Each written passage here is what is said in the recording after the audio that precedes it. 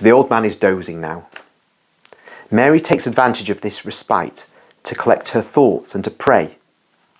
It must be a prayer that she sings in a low voice, looking at the blue sky, with her arms crossed over her breast, while her face is bright and happy because of some internal emotion. I see nothing else. And even now that the vision is interrupted, as it happened yesterday, I'm left with Mother near me, visible to my internal sight so clearly that I can describe for you the light rosy hue of her cheeks, not very chubby, but gently soft, the bright red of her little lips, and her clear blue eyes sweetly shining between her dark blonde eyelashes. I can tell you how her hair, divided into two on the crown of her head, falls softly with 3 undulations on each side, as far down as to cover half of her little rosy ears, and then disappears with its pale, shiny gold behind the veil covering her head, because I see her with her mantle over her head, wearing a dress of paradisiac silk, and a dark mantle as thin as a veil of the same cloth as the dress.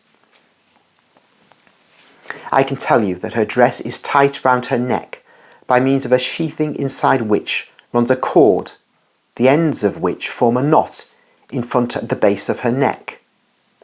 Likewise, her dress is gathered at her waist by a thicker cord, also of white silk, hanging down her side with 2 tassels. I can even tell you that her dress, tight as it is at her neck and waist, forms 7 round, soft folds on her breast, the only ornament of her very modest garment. I can inform you of the chastity emanating from all her aspect, from her so delicate and harmonious forms, which make her such an angelical woman. And the more I look at her, the more I suffer, thinking of how much they made her suffer. And I wonder how they could have had no mercy on her, so meek and kind, so delicate also in her physical appearance. I look at her, and I can hear once again all the shouting on Calvary, also against her, all the mockery and insults, all the maledictions shouted against her, because she was the mother of the convict. Now I see her beautiful and tranquil, but her present countenance does not cancel the memory of her tragical face during those hours of agony, or that of her desolate face in the house in Jerusalem after Jesus' death.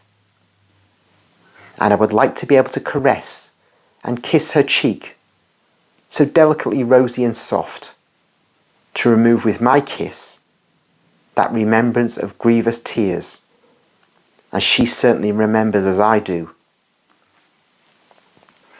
You cannot believe how much peace it gives me to have her near me. I think that to die seeing her must be as sweet and even sweeter than the sweetest hour of one's lifetime. During the time that I did not see her thus, or for myself, her absence was a great sorrow to me, just like the absence of a mother. I'll now feel once again the ineffable joy which was my companion in December and early January, and I'm happy, notwithstanding that the sight of the torch of the Passion casts a veil of grief on all my happiness. It is difficult to explain and make you understand what I feel, and what has been happening since February the 11th, when in the evening I saw Jesus suffer in his Passion. That sight has changed me completely. Whether I die now or in 100 years' time, that vision will always be the same in intensity and consequences. Previously, I used to think of the sorrows of Christ.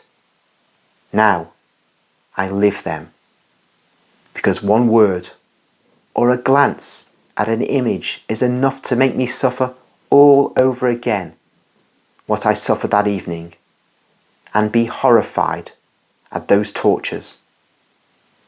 And I grieve over his desolate sufferings. And even if nothing reminds me of them, their remembrance tears my heart